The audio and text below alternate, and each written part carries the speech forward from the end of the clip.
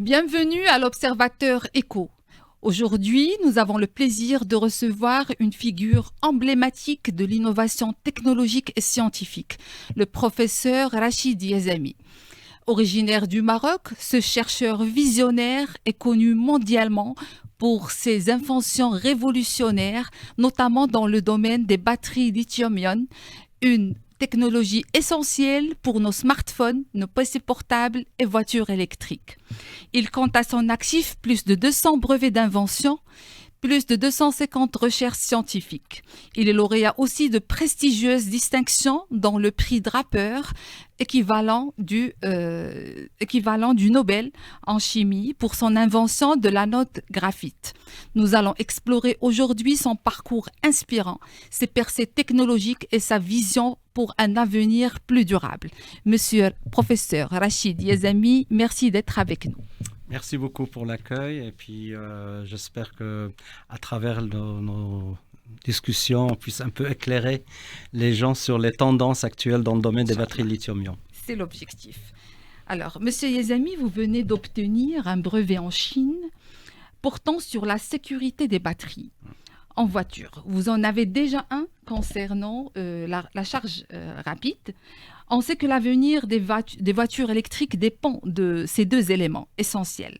Donc aujourd'hui, vous êtes au cœur du problème et vous êtes indispensable, ce qui est, ça donne le tournis, quoi. Comment vous vivez tout ça? Bon, d'abord, j'ai la chance de participer à beaucoup de congrès.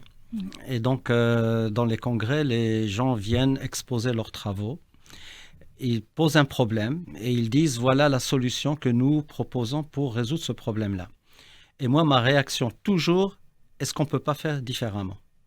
Juste, c'est très simple.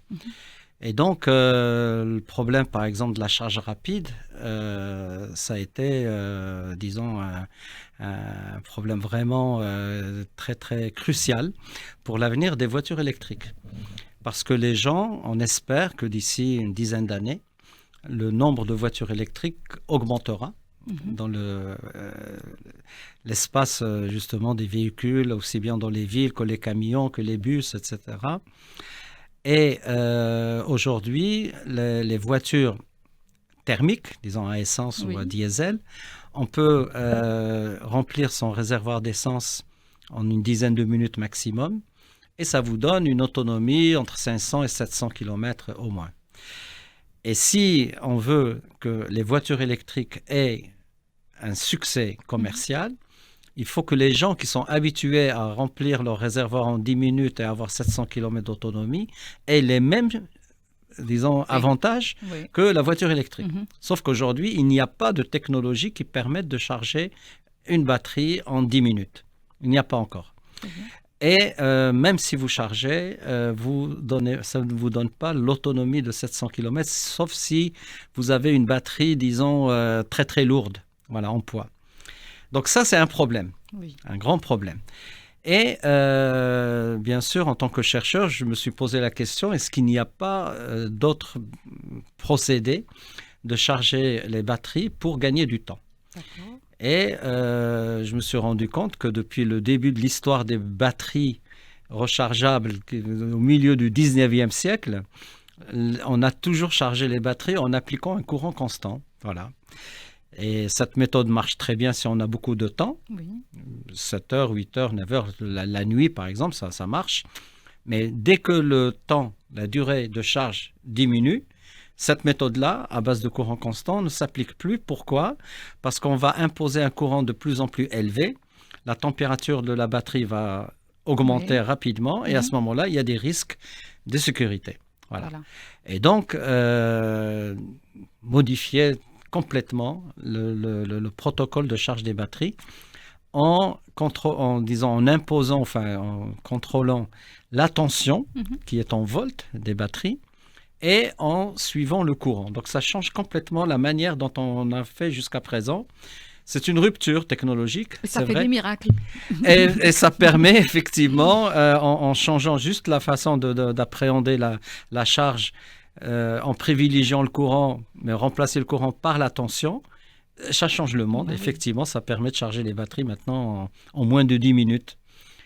Certaines batteries, pas toutes, mais certaines batteries, on peut les charger en moins de 10 minutes sans que la température dépasse 50-55 degrés. Donc, on reste dans la limite de la sécurité de la batterie. Très bien. Et est-ce que ça vous fait d'obtenir aujourd'hui ce brevet? D'abord, en fait, je vais vous expliquer un peu pour le public comment on obtient un brevet. D'abord, on a un problème et on essaie de le résoudre. Et on trouve une méthode. Et on se rend compte que la méthode pour résoudre le problème, elle est innovante. C'est-à-dire qu'il n'y a pas eu personne sur Terre n'a jamais publié quelque chose pour cette méthode-là. Donc, il n'y a pas d'antécédent. Voilà. Et donc, à partir de ce moment-là, et en plus, ça résout le problème. Donc, il y a les deux choses. Donc, à ce moment-là, vous faites une demande de brevet. Très bien. Dans un bureau de brevet ou une agence qui s'occupe de ça. Donc, moi, j'ai une agence qui se trouve à Paris. Donc, c'est eux qui gèrent tous mes brevets. Et on fait une demande. Et au bout d'1 an, après la première demande, le bureau vous demande où est-ce que vous voulez avoir des droits sur votre brevet. Donc, citez les pays qui vous intéressent. Et moi, toujours, ça a été l'Europe, les États-Unis, le Japon, la Corée et depuis quelques années, la Chine. Voilà, la Chine, parce que c'est un immense marché, puis c'est là où 70% des batteries sont produites là-bas, les voitures électriques, c'est là-bas, etc. Et donc, on fait une demande auprès des bureaux de brevets européens, américains, chinois, etc. Et chaque bureau reprend le texte. D'abord, il le traduit dans sa langue, d'accord ? Et après, il regarde si ce que vous revendiquez dans le brevet est vraiment innovant, utile, etc. Et après, il faut commencer à comparer. Ce que vous revendiquez, la revendication numéro 5, tel brevet avant vous avait fait exactement la même. D'accord. Voilà. Alors, on reçoit l'injonction, dit l'examinateur, et on lui explique que ce n'est pas vrai. Et donc, il y a un aller-retour entre le bureau des brevets du pays. Généralement beaucoup de temps ? Voilà, c'est ça qui demande beaucoup de temps. Donc, cette procédure est normale, habituelle. C'est-à-dire que vous demandez des droits dans un pays... Et ce pays-là, il est résilient, il ne veut pas vous la donner, il ne veut pas vous donner ce droit-là. Donc, le rôle l'examinateur, c'est d'essayer de retarder le plus possible jusqu'à ce que vous disiez, écoutez, je laisse tomber, voilà. Mais on ne laisse pas tomber, bien sûr, on continue. Donc, tout ça demande du temps et de l'argent, bien sûr. Et disons que dans l'ordre, par rapport à le brevet, par exemple, de la charge rapide, je pense que ça a été les Européens qui nous ont accordé le brevet en premier. Après, ça a été les Américains. Après, il y a eu les Japonais. Eux aussi, ils traînent beaucoup. Et à la fin, les Chinois. Et donc, j'ai dit, ça y est, enfin, les Chinois commencent à nous donner des brevets. Ça a demandé... Si vous regardez le rapport, la demande a été faite en 2018 et on est en 2024 ou 2025. Donc, vous vous rendez compte le temps que ça demande. Mais on a maintenant le droit. Voilà, vous l'avez aujourd'hui, c'est le plus important. Voilà. Donc, le brevet, la même invention qui est convertie en un texte de brevet n'est pas la même version européenne, américaine ou chinoise, parce qu'il y a eu des travaux, des réponses et questions et réponses avec l'examinateur, donc on adapte, on s'adapte. Mais le cœur de l'invention reste. Voilà, donc c'est pour ça qu'une invention... Avec le temps aussi, ça pourrait changer. 2018 jusqu'à maintenant, ça... Non, vous ne pouvez pas changer. Non. C'est-à-dire, vous faites, à l'instant où vous déposez, vous dites, voilà les preuves que j'ai, et vous ne pouvez pas rajouter. Non, je parle du temps qui change, c'est-à-dire l'évolution. Oui, le temps, bien sûr. Voilà, l'évolution technologique. Voilà. Effectivement, donc...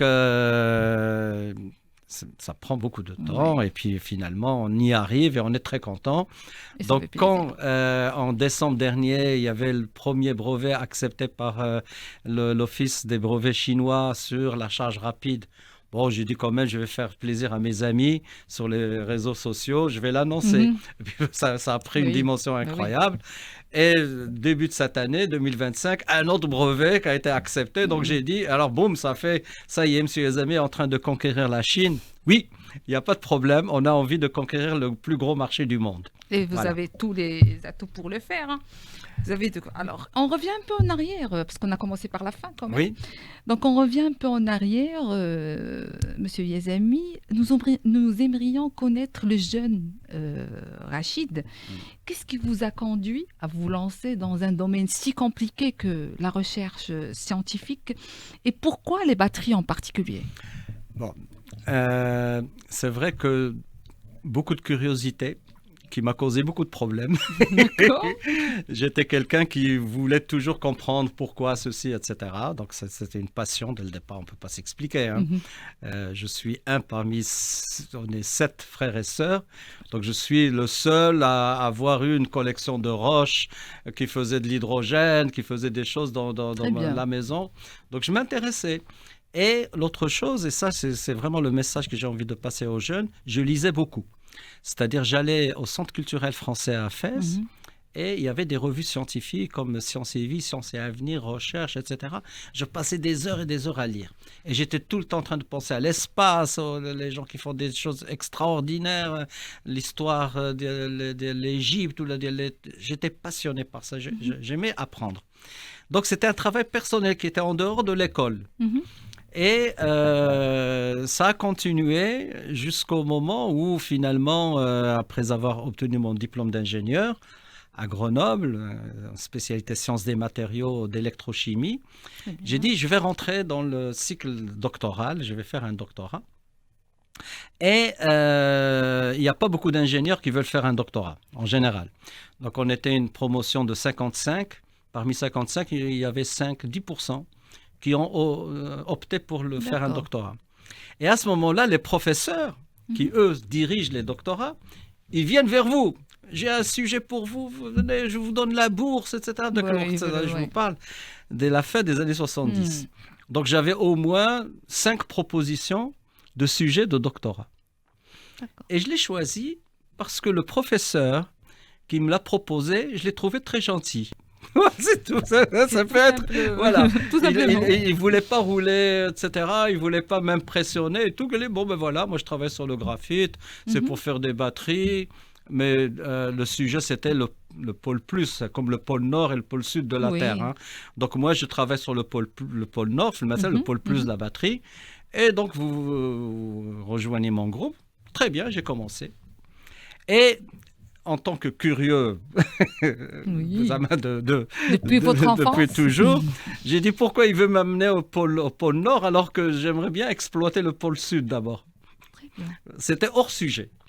Donc ce que j'avais fait sur le graphite, c'est-à-dire j'ai développé ou inventé l'électrode en graphite, le pôle négatif de la batterie, ce n'était pas mon sujet de doctorat. Très bien. Je l'ai fait jamais en temps perdu comme ça. Et ça a été vraiment un moment inoubliable dans ma carrière, le jour où, après avoir réussi à faire rentrer du lithium dans le graphite, et dans ce cas-là, le graphite, la couleur passe du noir à doré, le graphite devient doré. D'accord. C'est de l'alchimie. J'ai fabriqué de l'or. Non, c'était juste le composé lithium-graphite. Ce jour-là, c'était inoubliable. Les gens, ils savaient que les professeurs autour, ils ont compris qu'il s'est passé quelque chose d'unique. Et que vous étiez exceptionnel aussi. Voilà, donc il fallait un peu de curiosité, sortir un peu des sentiers battus, etc. Donc ça fait partie aussi des risques. On prend toujours des risques, nécessairement. Mais c'était un risque qui ne m'empêchait pas de travailler sur le pôle positif. Moi, je n'ai pas complètement hors sujet. Je continuais. C'est pour ça que le professeur, il a accepté également. Voilà. Il a un peu de temps à perdre, donc il va faire ça. Et finalement, c'est cette découverte-là qui a fait vraiment qui m'a fait connaître dans le monde des batteries, à tel point que les Japonais, quand j'avais présenté les premiers résultats vers les années 1985, les Japonais ont commencé à appeler l'anode en graphite des Yazami électrodes. Des Yazami électrodes. Donc SMIA, les Yazami électrodes. Donc, c'est grâce à vous quand même. Hein? C'est grâce à vous quand même. Bien sûr, donc ils ont reconnu, c'est ça oui. qui est bien, ils reconnaissent qu'il y a eu quand même une avancée. Mais malheureusement, on n'a pas pu, pour des raisons plus, disons, un peu franco-françaises, on n'a pas pu prendre un brevet sur cette première invention, ce qui certainement a coûté à la recherche française plusieurs dizaines, si ce n'est pas des centaines de milliards de dollars. Oui. Voilà. Parce qu'il y a un monsieur qui a décidé que finalement, c'est une très bonne idée pour des universitaires, mais de point de vue industriel, il n'y a aucune application de l'anode en graphite. Ah oui. Et les Japonais, ils rigolaient, ils savaient que déjà ça marchait. Voilà, donc l'histoire a fait que finalement, ce sont les Japonais qui ont fabriqué la première batterie au lithium. Et maintenant, c'est une batterie universelle. Tout le monde l'a dans son téléphone. Voilà, et le marché augmente de 20% chaque année. Voilà, donc c'est une belle aventure. Et justement, c'est ce qui me pousse à vous poser la question sur les obstacles que vous avez rencontrés depuis vos premières recherches. Ah il y a toujours des embûches, hein. Ouais, c'est sûr. Hein. D'abord, si vous voulez, la réaction, souvent, les gens, quand vous arrivez avec une idée très innovante, un peu de rupture, ils ne l'acceptent pas. Les gens ne l'acceptent pas. Pourquoi? Parce qu'on a toujours fait comme ça, et on ne veut pas changer. Et d'ailleurs, si on change, ça ne marchera pas, etc., etc., etc. Donc, il y a toujours des gens qui ont cette... Voilà, ils sont un peu dans leur confort. Et moi, je n'aime pas le confort. J'aime bien être dérangé un peu ce confort, bousculer un peu ça. Et donc, c'est vrai qu'il y a eu des réactions, des fois, un peu agressives de collègues qui n'y croyaient pas. Non, mais c'est normal. Ça ne me touchait pas trop. C'est normal. Sauf que maintenant, ça y est, ils reconnaissent que, voilà. Alors, justement, c'est ça qui est extraordinaire. Et ça, c'est un petit clin d'œil un peu à mes collègues un peu partout. Les premiers à avoir officiellement reconnu l'invention de l'anode en graphite, c'est les Américains. Alors que l'invention a été faite en France. D'accord. Il y a eu un premier prix avant le prix Draper, en 2012, de l'Institut de l'électronique et de l'électricité, donc IEEE. C'est la plus grande organisation professionnelle du monde, 500 000 adhérents à travers le monde. IEEE, c'est un des plus grands. Et ils ont un congrès annuel à Boston où ils donnent des prix de distinction. Et on était 3 à avoir reçu le prix IEEE de l'innovation des batteries 2012. Dont mes 2 autres collègues, ils ont reçu le prix Nobel. D'accord. Voilà. Ah oui. Moi, j'étais trop jeune. À l'époque. Donc, vous l'êtes toujours d'ailleurs. Après, c'est gentil. Après, en 2014, il y a eu le prix Draper. D'accord. Alors là, ça a été le grand changement. Un prix Draper, comme vous avez en introduction, c'est l'équivalent du prix Nobel des ingénieurs. Il n'y a pas de prix Nobel des ingénieurs. Donc, les Américains ont créé un prix Nobel des ingénieurs qu'ils appellent prix Draper. Et donc, ça a été le grand boom, évidemment. Ça s'est passé à Washington, pas loin de la Maison-Blanche. Et il y avait l'ambassadeur de Sa Majesté à Washington qui était venu. Il y avait la famille, etc. C'était une très grande fête. Et il y avait même la presse marocaine qui était venue. Et donc, je suis passé au journal télévisé le même soir du 18 février 2014. Vous vous souvenez de la date. Voilà, donc bien sûr, ça mémorable, quoi. Voilà. Et ça a changé votre vie. Totalement. Oui. D'ailleurs, c'est ce qu'ils m'ont dit. Le président, justement, de l'Académie américaine des ingénieurs, il m'a dit, vous allez voir, monsieur les amis, il y a avant et après. Vous allez voir, votre vie va changer. Je dis, je ne vais pas changer. Mais il avait raison. Ça change tout. C'est énorme. C'est un très, très gros événement. Et donc, le premier à avoir vraiment reconnu ou au moins félicité, c'est Sa Majesté. Nasser Allah. Donc, j'étais décoré le 30 juillet 2014, la même année, au Palais Royal de Rabat. Donc voilà, et à partir de ce moment-là, les Marocains ont commencé à se dire, tiens, on a un inventeur marocain. On a découvert. Voilà, on a découvert, voilà. Après, je suis entré comme correspondant à l'Académie Hassan II des sciences et techniques, voilà, à Rabat. Et c'est à partir de ce moment-là qu'effectivement, il y a eu un peu une couverture plus médiatique. Et j'ai commencé déjà en 2015, la première fois où j'ai assisté à la réunion plénière annuelle de l'Académie. La presse venait. Oui. Et alors, monsieur Azami, qu'est-ce qui se passe et tout? Ben, je dis, écoutez, déjà, en 2015, je leur ai dit, le Maroc n'a pas le choix que d'avoir une grande société de production des batteries au lithium, parce que c'est ça l'avenir. Voilà, Bon, on y c'était en arrivera. 2014. On est en 2024, ça y est. L'année Enfin, dernière, ouais. on a lancé ça. Voilà, donc finalement, c'est arrivé. Ouais, C'est bah les oui. prédictions. Les prédictions Kainin, Andy d'abord, en 2035, ça va se réaliser.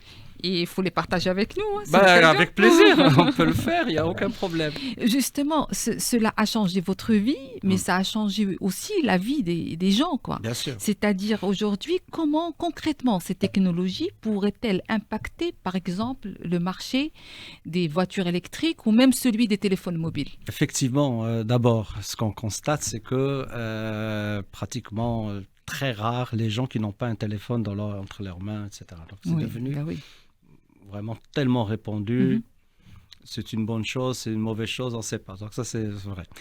L'autre, c'est que effectivement, la technologie de la charge rapide, si quelqu'un a vraiment besoin du téléphone très souvent dans la journée et tout ça, et qu'il a besoin de charger rapidement, c'est vrai que ça va aider.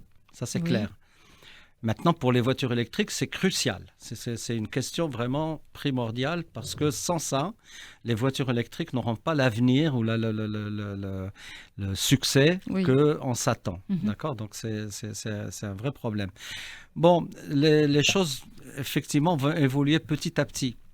Parce que quand on change ce qui a été utilisé depuis plus de 150 ans, et vous arrivez et vous dites, écoutez, on va tout changer, on va maintenant aller plus vite, il y a toujours quelque chose qui peut être caché qu'on n'a pas vu. Oui, d'accord, donc il y a toujours le détail est dans le diable est dans le détail, comme on dit. Donc ça va changer nécessairement. Et puis bon, il y a des signaux, des choses récentes que j'ai appris qui vont vraiment dans la bonne direction. Donc de plus en plus, je suis confiant que cette technologie va s'appliquer à l'avenir et qu'elle va remplacer ce qui a été fait depuis si longtemps pour favoriser justement la commercialisation des voitures électriques et pas seulement. Je suis contacté par des gens qui font des bateaux électriques, qui font même des hélicoptères électriques. Oui, parce que tout le secteur tout le secteur de transport, les trains, etc. Donc tout ça, le temps de charge est un paramètre très très important. Et donc, la sécurité aussi. Hein. La sécurité, ça c'est effectivement, on ne peut pas, disons, améliorer quelque chose au détriment de l'autre. Les deux paramètres. Non, il faut vraiment améliorer tout en gardant la même chose, au moins, ou l'améliorer aussi. D'accord. Donc, si vous voulez, le critère pour savoir si une batterie est encore dans le domaine de sécurité, c'est sa température. Donc, on mesure la température et justement, cette méthode qu'on a développée depuis 10 ans maintenant qu'on travaille dessus, qui s'appelle la NLV, non-linéaire voltammétrie, c'est une méthode de rupture de charge de batterie, permet en fait, même quand on charge en 10 minutes, de ne pas dépasser les 50 degrés. Et ça, c'est vraiment quelque chose que moi-même, je ne m'attendais pas. Je ne m'y attendais pas. Et maintenant, il y a des explications scientifiques très profondes par rapport aux sciences des matières pour expliquer pourquoi cette méthode-là permet de charger rapidement sans chauffer. C'est un domaine vraiment passionnant, mais on va creuser là-dedans parce que c'est des choses qu'on peut faire maintenant avec ce qu'on appelle la mécanique quantique. On peut faire des simulations pour expliquer comment les processus de transfert du lithium depuis la cathode à l'anode et l'anode à la cathode, etc., permet de refroidir la batterie au lieu de la chauffer. Très bien. Et avec toutes ces reconnaissances internationales, notamment au Japon, en Chine et tout ça, quelles sont aujourd'hui vos ambitions pour développer encore davantage ces technologies? Écoutez, en tant que scientifique, moi, mon rêve, c'est de voir les inventions sur le terrain. Voilà. que ça partout dans le monde. J'ai une vision un peu globale. Bien sûr, je suis marocain et j'ai envie que cette technologie vienne au Maroc. Elle viendra de toutes les façons puisque les batteries au lithium sont arrivées au Maroc. Donc, ce n'est pas un problème. Mais ça demandera du temps.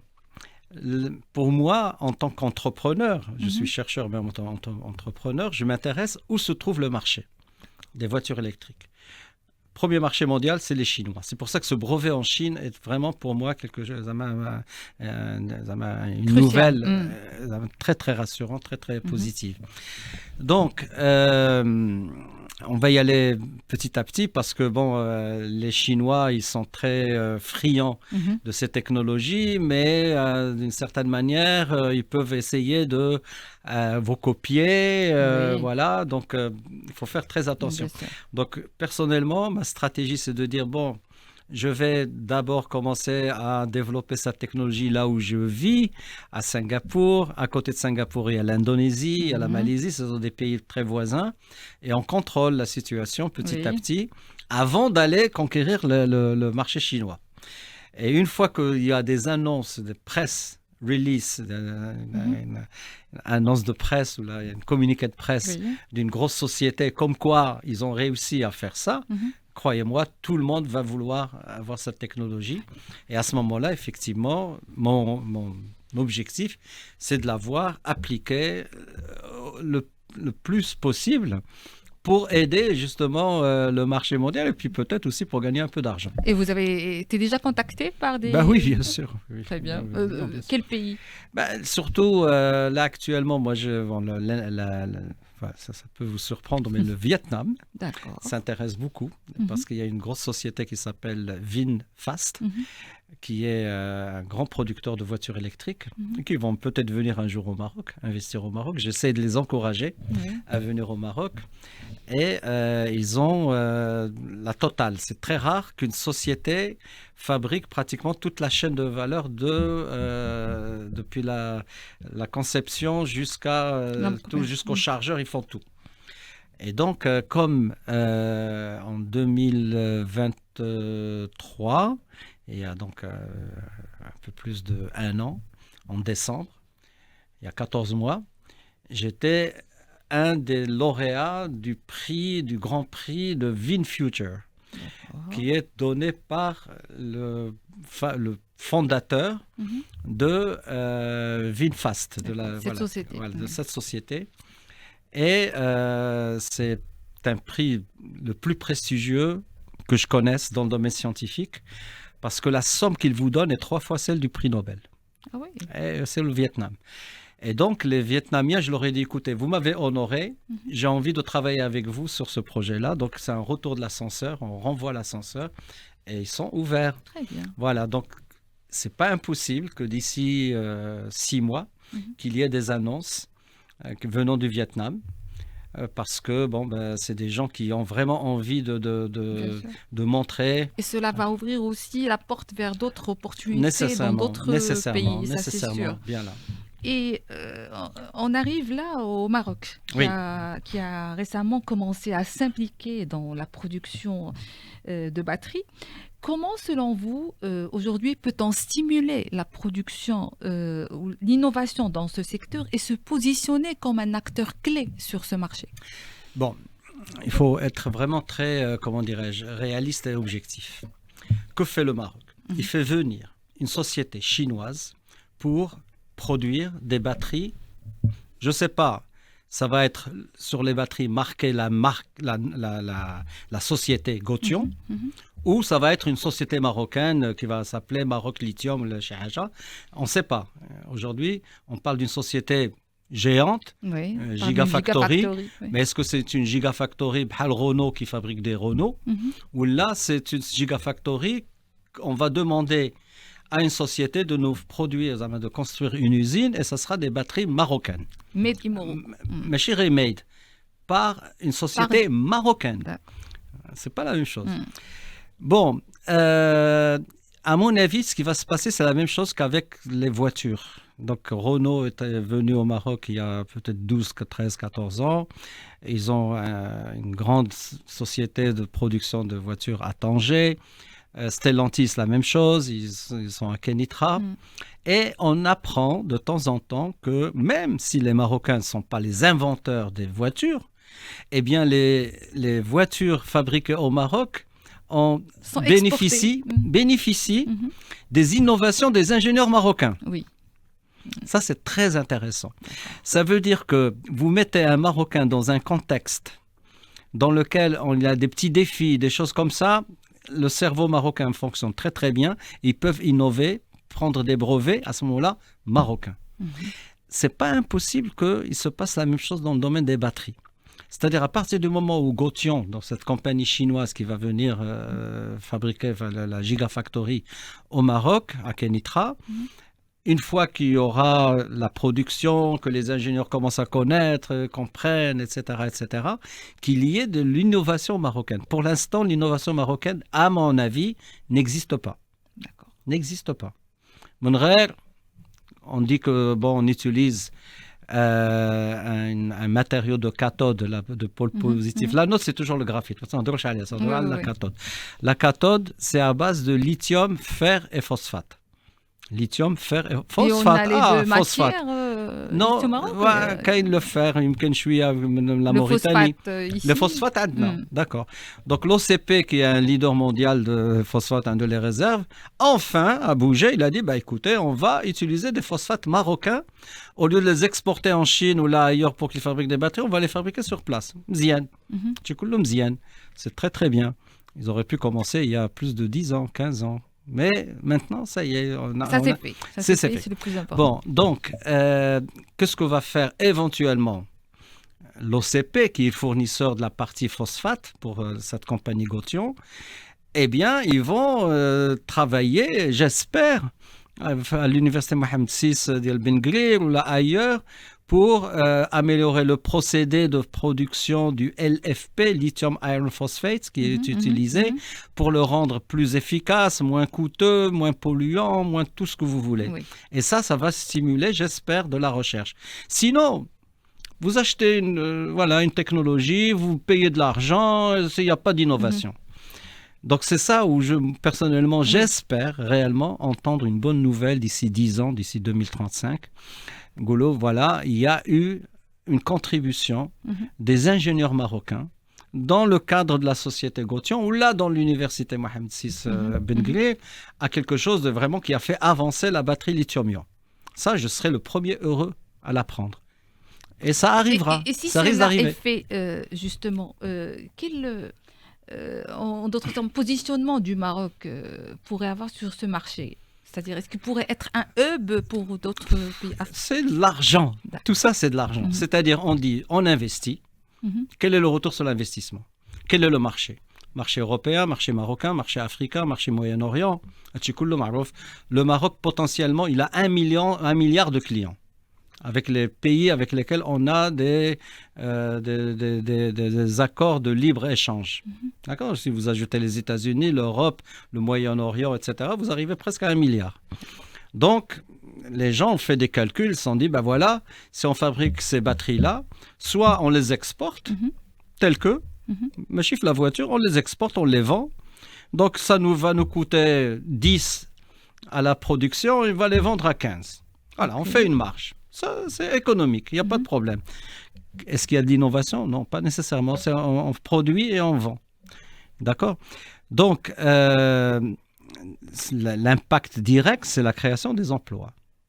Donc, il y aura des gens qui vont avoir des emplois, des ingénieurs, des techniciens, tout ce que vous voulez. Dans ce domaine-là, l'ANA, c'est rentable de point de vue économique. Et le marché, c'est sûr que ce que je dis souvent, c'est que la batterie lithium-ion, nos enfants, nos petits-enfants et arrière-petits-enfants vont l'utiliser. La batterie va traverser le 21e siècle sans problème. Et on aura du mal à trouver mieux. D'accord. Les batteries solides, lithium solide, ça. Il y a de la batterie solide, on ne la voit pas encore. Ça fait 15 ans qu'on en parle et on ne la voit pas. Parce que tout simplement, à un moment ou à un autre, on s'est rendu compte qu'il y a des problèmes qu'on n'arrive pas à résoudre. Voilà. Donc cette batterie-là, elle a un avenir sans problème. Les risques que l'OCP prend à fabriquer cette batterie-là, il est nul. Pratiquement nul. Il faut vraiment être gauche complètement pour la rater. Donc, autant profiter de cette Bien sûr. opportunité et investir dans ce secteur. Le monde, justement, de la technologie est très sensible et hautement stratégique vu la concurrence que se livrent les grands intervenants. D'où la crise aussi récurrente dans les composantes électroniques en général et les semi-conducteurs en particulier. Autant qu'intervenant majeur dans ce monde inaccessible aux communs des mortels, comment voyez-vous l'avenir de ces technologies ? C'est vrai que les composants, et en particulier les composants électroniques, sont essentiels. Évidemment, dans tous les objets, quand vous fabriquez une voiture, il y a énormément de composants électroniques qui vérifient la pression, la température, tout ce que vous voulez. S'il y a des fuites, des capteurs à gauche et à droite, c'est indispensable. Oui. D'accord ? Donc effectivement, quand il y a eu la crise du Covid, il y a eu une interruption de la fourniture, en particulier de ce qui venait d'Asie, et en particulier Taïwan. Parce que Taïwan, c'est quand même le pays le plus avancé en Asie dans ce domaine-là. Donc, du coup, des chaînes de production de voitures européennes étaient arrêtées. Oui, bien sûr. Il n'y a plus de composants. Voilà. Donc, ça a créé une crise. Donc, à chaque fois qu'il y a une crise, les gens commencent à réfléchir, ils se disent comment on est devenu complètement dépendant des Asiatiques par rapport à ça. Est-ce qu'on ne peut pas avoir nos composantes à nous directement ? Donc certainement qu'il y a eu des investissements pour ramener cette technologie là où il y a le marché, c'est-à-dire pour les Européens en Europe, pour les Américains en Amérique. Mais il y a le problème des terres rares, il y a des problèmes stratégiques énormes. Donc voilà, c'est si par exemple l'Amérique embête les Chinois par rapport aux exportations, les Chinois peuvent embêter les Américains, donc il y a toujours un échange, voilà, et on arrive à trouver des équilibres. Mais le plus important, c'est que dans le domaine de la globalisation de l'économie, c'est que tout le monde y trouve son bonheur. Donc si vous fabriquez une voiture électrique, par exemple allemande, si les composants sont chinoises ou taïwanaises, tout le monde gagne. Et c'est comme ça que finalement on arrive à ce que l'industrie continue, malgré toutes les barrières qui peuvent être politiques ou économiques. Voilà. Donc effectivement, à chaque fois qu'il y a des événements comme ça qui ralentissent la production industrielle, on apprend des choses et puis il s'est passé la même chose avec le Covid. Voilà, on s'est rendu compte que la France n'avait plus de masques, c'était un gros problème et après ils se sont dit tiens, il faudrait éviter qu'on retombe sur la même situation la prochaine fois. Et c'est la même chose. Encourage aussi la production locale. Voilà, dans notre pays, exactement. Puis innover, puis c'est vrai qu'il y a toujours des choses qui sont inattendues et c'est ça la politique, c'est de prévoir l'avenir. C'est ça, c'est pas toujours facile, mais on apprend. L'industrie apprend. Et justement, enfin, avec l'accélération de cette avancée technologique, jusqu'où peut-on aller avec ces batteries aujourd'hui ? Écoutez, moi je suis contacté par pas mal des projets qui me paraissent un peu des fois osés, mais pourquoi pas ? Bientôt, il va y avoir des avions qui vont faire la traversée de la Méditerranée, même au moins le détroit de Gibraltar, en avion. Oui. Vous allez par exemple de Tanger à Malaga en 20-30 minutes, c'est l'autonomie d'un avion électrique. Oui. Et c'est parfait, ça ne pollue pas, c'est génial. Il y a même un parachute, si jamais il y a un problème, il y a un parachute. Donc, je suis contacté aussi dans ce domaine-là. Et j'ai dit, attention, c'est là où la qualité de la batterie, l'état de santé de la batterie, ça aussi, c'est un autre brevet qui va sortir bientôt, Inch'Allah. L'état de santé, comment on sait qu'une batterie est en bonne santé. D'accord.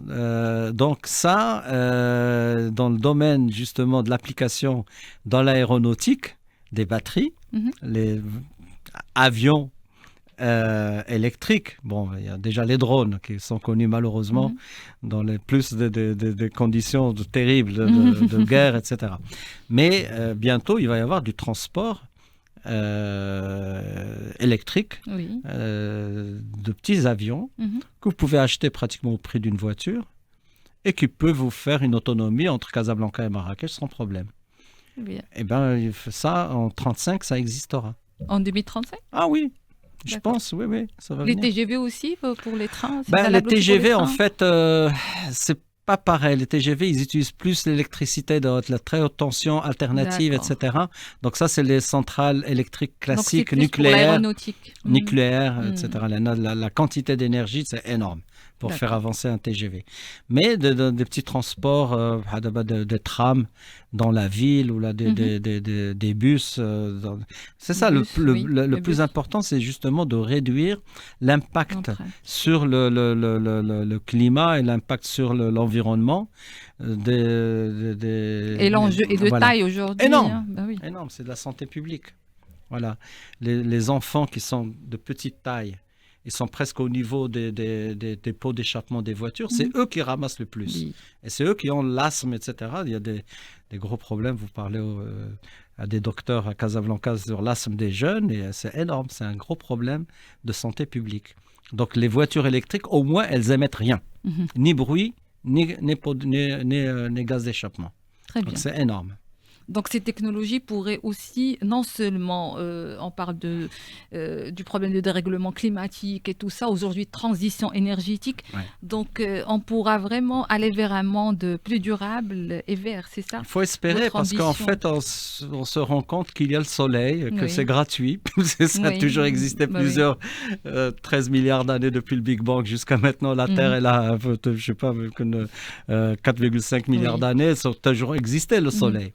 Mais ce que les gens peut-être ne savent pas, c'est que l'essence qu'on utilise actuellement dans les voitures, c'est de l'énergie solaire au départ.